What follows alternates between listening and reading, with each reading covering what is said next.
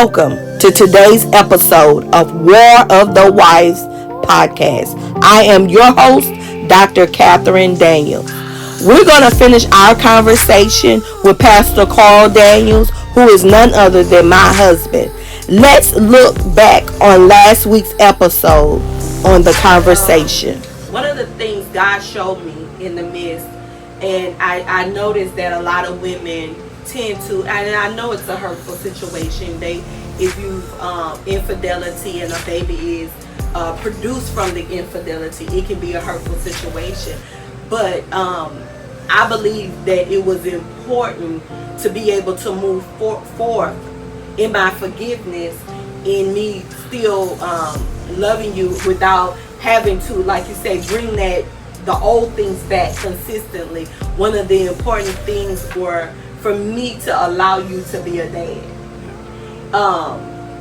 How important is that, and how does that make you feel, me allowing you? And when I use the word I allow, because a lot of times the wife, because of her hurt, because of her anger, because of what has happened, she doesn't allow the dad to be her husband to be the dad to the outside child. But for me, not having a father, it was really important that I allowed you to be a dad.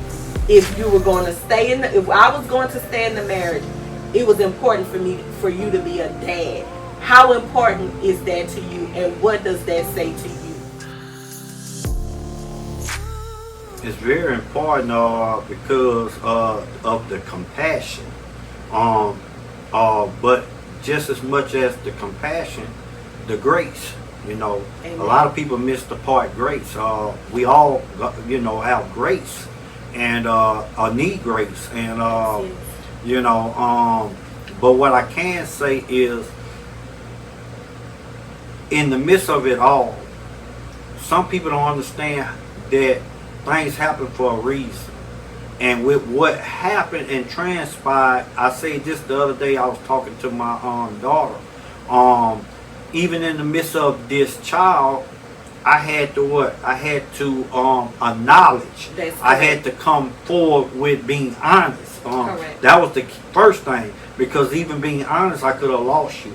But what God did was I say this often, not a law, but he used that situation to change me. Yes. But it didn't just change me, it changed you. Yes, it made me a better person. If that would have never happened, maybe our marriage still wouldn't have stood because of all the other things outside of that. That was just one thing that played a part. So that there opened my eyes up to see that, I needed to make a change, and God wanted to work through me. I wouldn't probably be a pastor right now. I wouldn't be able to help so many other men. I wouldn't be able to help other marriages if I didn't go through what I did. So what it did for me was, it kind of made me humble enough, and then for you to allow me to be a father in my child life, now that is making me stronger of a man that I should have been at the beginning. But because I was young, I'm not going to say I couldn't do it, but I didn't have the capacity of understanding how to do it, not having no father. So it helped me in many ways to know now I can minister to so many people who go through them things, to say, hey, what is it that you're not doing, or what is it that you need to do? Because that's a hurt, when you think of your wife, for sure, but in a relationship, that's a big hurt, and it's a hard pill to swallow.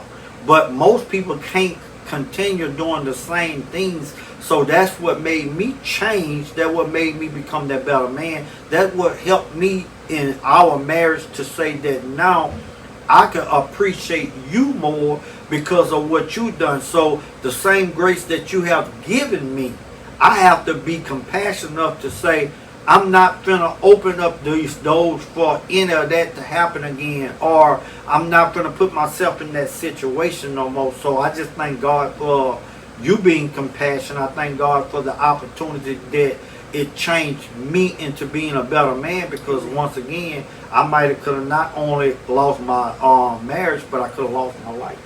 Amen. Amen. And I have to say, I give God all glory because God taught me something. I've seen this play out in so many other people's lives, and many times the wife doesn't. And what God showed me is the worst thing I could have done was if I accepted you back to not allow you to be a father, because that is your responsibility as the dad. You should want, anybody should want a dad to be a dad. Yeah. And it wasn't her fault. She didn't ask to come. She wasn't did anything. She was just part of the consequences of what happened. And so God gave me, and I give God all praise, because it was God who gave me the compassion. It was God who showed me that I need grace too. Yeah. And so just like the grace I extend, God will extend that grace to me as well. Mm-hmm. And in you saying that, many men want to know, I've heard you say, and I know of many men who come to you and say, hey, pastor, man of God, Carl, you got your wife back. Man, how I get my wife back? What do you tell those men who come to you and they ask you that? Because you're not the only man. There are women who do it, but we're talking from a woman to a man who's asking you this. How do I get my wife back? What should I do? I've been caught, or I've done this and I don't want my wife to find out, or I don't want my wife, or I need to tell my wife. Let me say it that way. What do I need to do? What is your instructions? What do you give them? Well, my instruction would be go back to the foundation of the world, like Jesus said that. It took me to be able to realize I had to do some of the things that I did to get you. Yeah. Because I did get away from those things. So, I accept everything else that took part, and I had to play in it. So me understanding that our relationship was getting a little stronger, but still we needed this. I'll say this. I had to keep my bread fresh. I had to go back to doing some of the things that I did, meaning not what got me into that, but what it took that I had to do to get you. So now we have date nights. It's times that I might do a sticky note and give you, or I might pop up on your job and do something that is fantastic, things that put a smile on your face, something to put a smile. But it's the little things that makes the big thing. It's not the big thing. It ain't going out because you're gonna buy purses and you're splurging, because that's material things that there won't last. But when you doing things that it's the little things, you're going back to the movies, or you're going to walk through the mall holding hands. But it was just some of the little things. But I will say this, that it can be restored. It might not happen overnight. Every woman, I tell people, every woman, every marriage, every situation is different. You have to know your situation. You have to know your wife. You have to know what hurt you have caused. So knowing that is down, you have to say what it takes to get her back. My wife loves eating, y'all. So I like to take her to nice places so that we can eat. One thing I will say that I've grown to is having patience. Having patience. She tell me all the time, my wife love attention. You have to know your wife. She love attention. So I got to give her that attention. Sometimes we're moving, we're working, we're always on the go, and you think that everything is good, but a wife, is like a teddy bear. They have to be colored. They have to be whole, so you can't neglect the little things that you used to do. But those things there is what I think keep the fire going, and just be able to sometimes, like I say, go back to the communication part. Talk to her. What is it that I can do? What is it that I need to do maybe to change, or what can I do to make things better? Because communication opens the doors for being able to know some of the things that you are missing that plays a big part in the relationship. Yeah. Well, I can say the one thing, he's good about being spontaneous. And he was spontaneous in the beginning. One thing I can remember really recently that you did, Pastor, and the ladies on the job, they are continue to talk about it every time they see me. So Pastor, recently, y'all, I was at lunch. We have food trucks, and so he came for lunch, and I was ordering his food, and he walked up and he was like, I want this. And when I went to turn, Pastor was on his knee proposing as if we were not already married. And so all the people in line was like, oh my God, oh my God. And I had the biggest smile on my face. If I had 2 teeth, you would have saw, and all 32 were showing though. And my braces was just sparkling because I just was smiling from ear to ear. And I still smile, Pastor, honestly, when people walk up to me and say, where your husband at? Where your husband? He just so spontaneous. I love it. I love it. And there was one lady who actually walked up to me and said she went home and told her husband about what you did. Wow. And so that means that, guess what? You spark something in that woman to go home to tell her husband. So indirectly, you're impacting other men, other husbands to do something spontaneous for their wives, because she must be a spontaneous woman that likes spontaneous things, because she wouldn't have went and told her husband. So if you watching husbands, be spontaneous. Us women, we love spontaneous. We like to be surprised a lot of times. So in saying that, you definitely, I do like to eat, and he does like to take me to eat.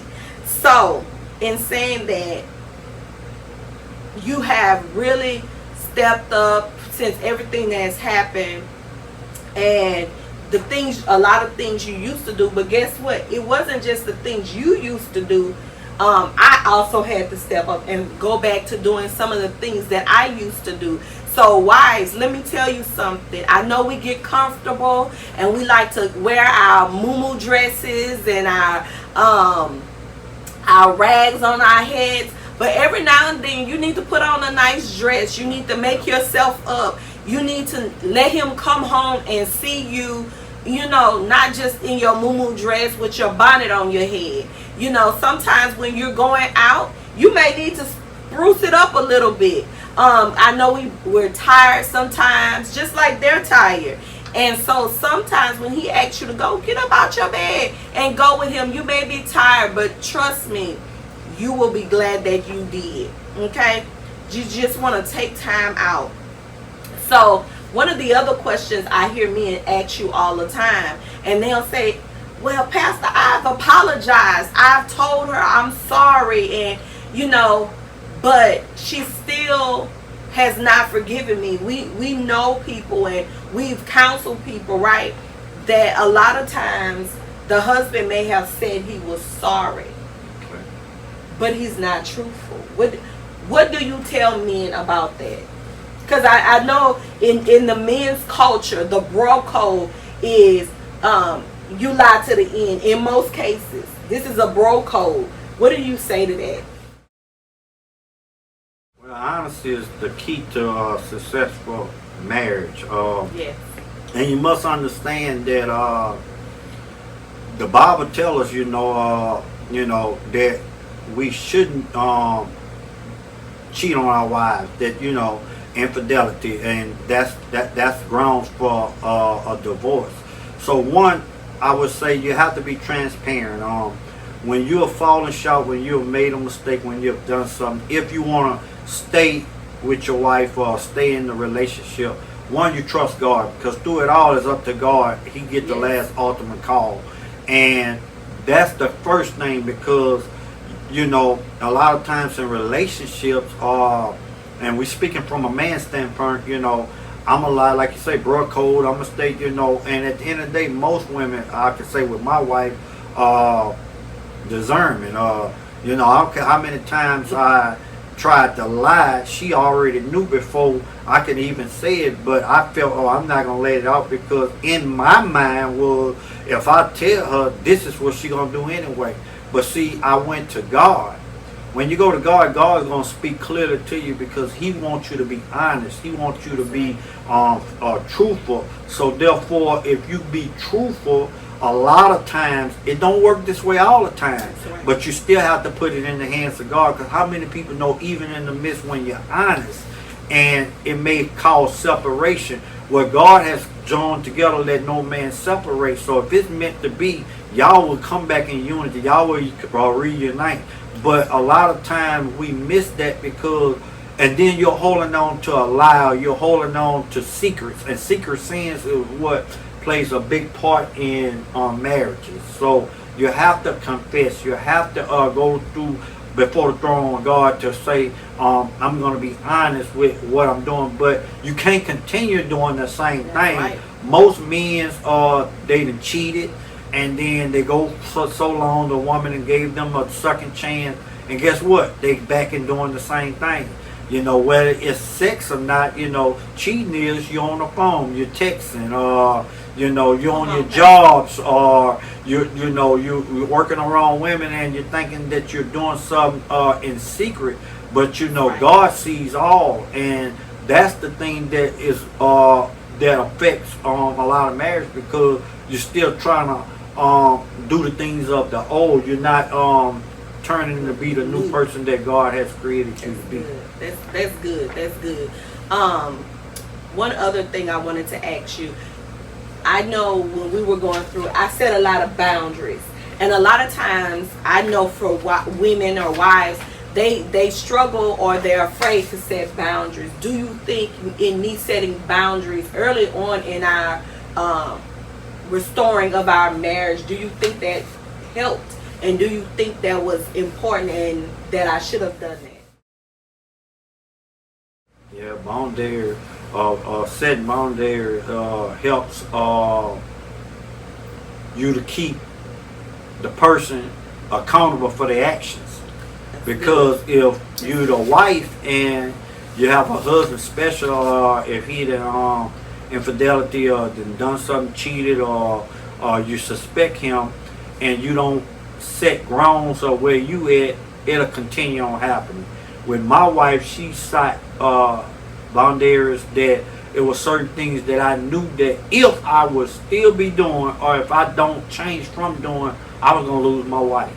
So it plays a big part of that, and it helps the person. I mean, for me, it helped me, because now I can stand on a solid ground of knowing that I accountability for my actions. So I don't have to think on it, you know. Now in the midst of it, we have a relationship where we have a friendship relationship. Yes. So certain things I can say and do that I tell other couples or husbands you might can't do. I don't know how far you went, but I know that if I say something to do it, and just because we having that relationship friendship, yeah. I can do this, but I know that this ain't what I'm gonna do.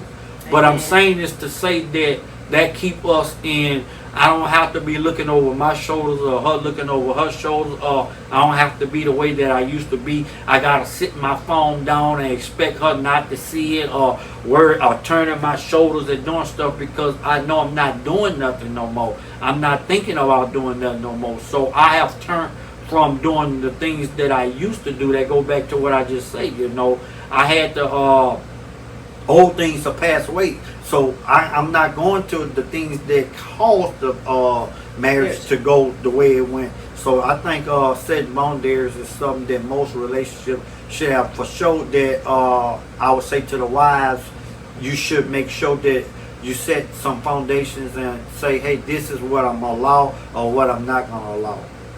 Amen, amen. So I know a lot of times, because I'm grown, you grown, and a lot of times in marriage, if the wife say, husband, I'm going, let me know where you're going, or husband, you know, if you search a certain person is coming around, you know, let me know. is it something that you felt in our marriage? Because I want to be transparent with the people, because that was one of my things. The type of work you do, a lot of times you work with females. A lot of times you may have to carry females with you, right? And so one of the things that I said, and we both have said honestly in our marriage, is the transparency of when we're communicating with the opposite sex for whatever reason in business, because we both in our business life deal with male and female of the opposite sex. And how do you think that work as far as accountability? Because I see it as accountability, but sometimes whether it's the wife or the man or the husband, they may feel like, well, I'm grown and I don't need to do that. But for me, I feel like it's accountability and just keeps everything from escalating. Well, it still go back to communication. I feel that as a man, and depending on how you do what you do with work, which type of work I deal with females, I'm not gonna open the door to Right. if it's like, say for instance, if I gotta get a female in the vehicle, I'm calling her. I'm not gonna take the chance of somebody seeing and they call her first, and then I have to explain, because now I'm only explaining because someone did that. So that's the accountability part. The second thing is I try to be mindful of what I might say or what I might do. You know, even when I go to houses and I'm with females, I let my wife know, but I also tell that female, whether she married or not, let your husband know. I want this to be known. Right. Or certain things that I'm not just gonna do, you know, not because I don't want to do it because I'm supposed to be doing it, but I try to make sure that I stay on top of whatever could expire, because although, you know, we could say that I won't do this, Satan, you know, enemy, he come in, you know, the flesh, you know, we still flesh. And, you know, he'll open up a door to open for you to do something. So I try to be mindful of that. But I would say, always tell your significant other when it's dealing with the opposite sex, whether it's dealing with work related, whatever. It could be even in ministry. You know, when it comes to women, I'll try to get my wife either involved, vice versa. However, sometimes we might have to do it, but we communicate. And we always let the opposite know, hey, this is what I'm doing, or this is where I'm going, so we can both, you know, be accountable for whatever may take place. All right. One final thing as we prepare to close out today, Pastor. So I have been getting questions after questions after questions. The men are looking for, or the wives are looking for, a conference for their husbands. Is there an anticipation, or is there a plan? Let me use that word. Is there a plan for a men's conference from you? Well, I've been wanting to do this, so we will be coming with a big announcement. We will be soon having a men's conference. The name is not going to be said today, but we got it coming at a later date. But it's going to be close to the Woman of Wives, the War of the Wives. And I think it's very important that us as men come together so that we can communicate and have some type of connect to be able to talk about things. Because a lot of times us as men, we hold things in and we don't express ourselves enough, and that can play a part of things that happen outside of the marriage. So I do want to have something coming soon for the men, and then we will have something to where we could come together so that the men and the wives can come together and be on one accord. So yes, we are soon having something dealing with the men's coming very soon. Amen. Amen. So not only are we preparing for a men's conference, we are also preparing for a men's and women's conference with Pastor Carl and ourselves. So this is our ministry. Marriage is part of our ministry, a big part of our ministry. And so in our going through, God has birthed out a ministry for marriages. And so you definitely want to remain connected to War of the Wives so you can get the updated announcement for when Pastor Carl is going to have his men's conference. You want to stay connected. If you're watching today, please go to our YouTube page, comment, like, subscribe. Follow me on my Facebook page, Dr. Catherine Daniels. You can also go to my Instagram. It's also Dr. Catherine Daniels. And all platforms, like and share and comment and subscribe, because you'll be getting more from us, more from me. But I want to thank my husband for taking the time out. He is a busy man, y'all. So I thank you for coming out and speaking with us on today. I could not do any of the things I do without you. I love you. And so I pray that you'll be back with us next week. Same time, same channel, 7:30 p.m. Dr. Catherine Daniels on YouTube, Facebook, or Instagram. Until next time, I love you. Be blessed.